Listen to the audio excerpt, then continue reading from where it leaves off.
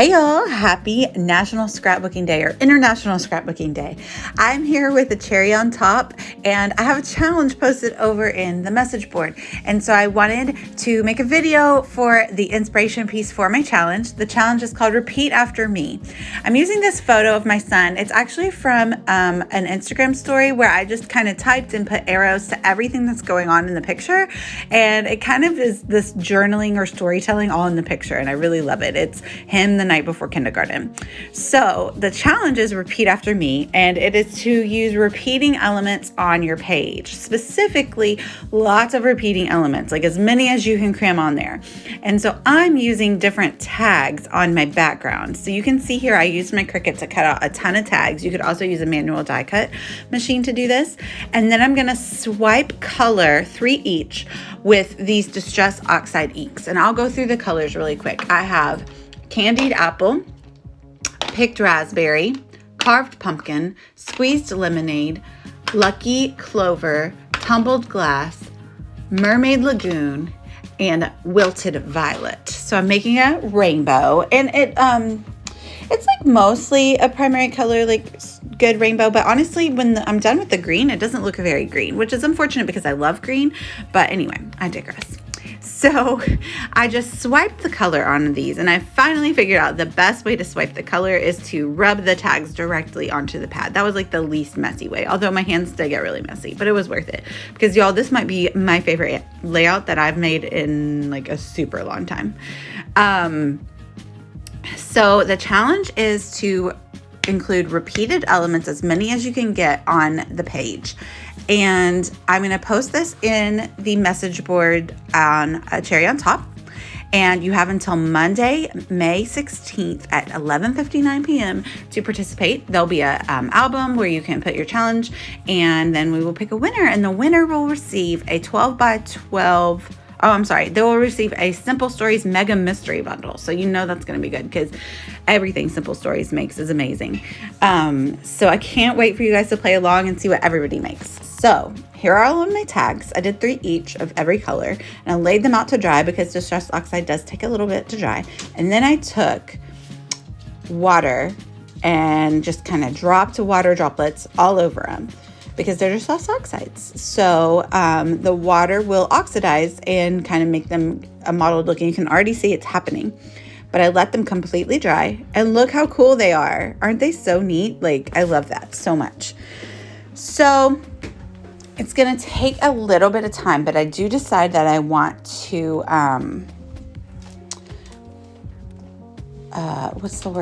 distress the edges of them because they have that mottled look. I think it would look really cool and give good texture for the page. So I start laying them out how I want them to look, and I just kind of mixed up all the colors.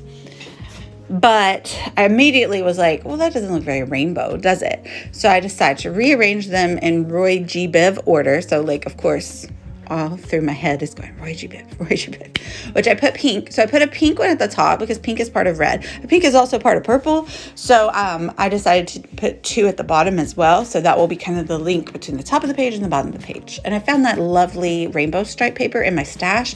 And so I'm just going to use that at the top and bottom of the page to kind of bring the rainbow all together. So there is kind of how the tags are ending up, and I super love it. I got this idea when Rachel and Jessica from A Cherry on Top went to Creativation.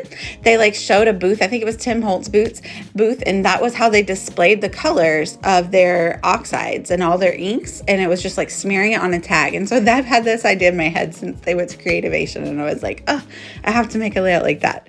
So I decided to face the 2 tags together and use this like wax twine to tie little bows. And it honestly didn't take as long as I thought, but I left a little bit of space between the 2 tags when I tie the bows, and I love how it looked. Like I said, this ends up being like one of my favorite layouts I've ever made. So super loving this. I'm going to cut down that photo a little bit, and I have this that I created on my Cricut as well. I just used a scripty font and welded the words together. It says kindergarten, and the title is going to be Kindergarten Eve.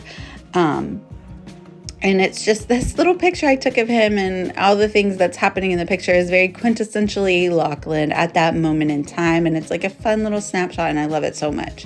Like I said, it doesn't really even need journaling because it kind of just tells the story with all of the little explanations that I had typed out onto the photo. So I'm going to stick down all of these tags. I did think about popping them up on foam, but then I didn't want to have to fight with how I was going to stick the title down because I can't get foam behind that skinny kindergarten letter. So I decided to just glue them down or stick them down, and it was fine. So I trim off the ends of the 12 by 12 paper, just a little sliver, and then I rough it up as well. And I'm going to stick the stripe behind it. And obviously I'm going to do the stripes up and down so that you can see all the colors across the top and the bottom of the page. I use the guides on my 12 by 12 or my glass mat here to make sure that it is a 12 by 12 page. And this layout came together actually pretty quickly. I guess that happens when you have the exact idea in your head.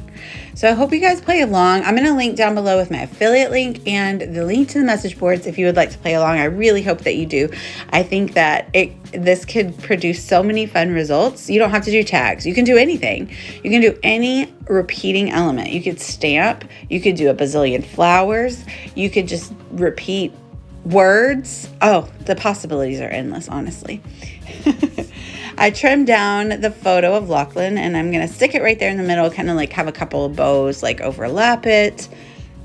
And I also like use my Nuvo adhesive to stick down the title. And then once I get that down, I'm like sitting here and I'm like, should I embellish it? What should I put? And honestly, I decide not to embellish it because it just is so pretty to me. Like I love it so much. And all the little bows are kind of like a pretty big embellishment element. Like there's a lot of texture, there's a lot of interest all over the page.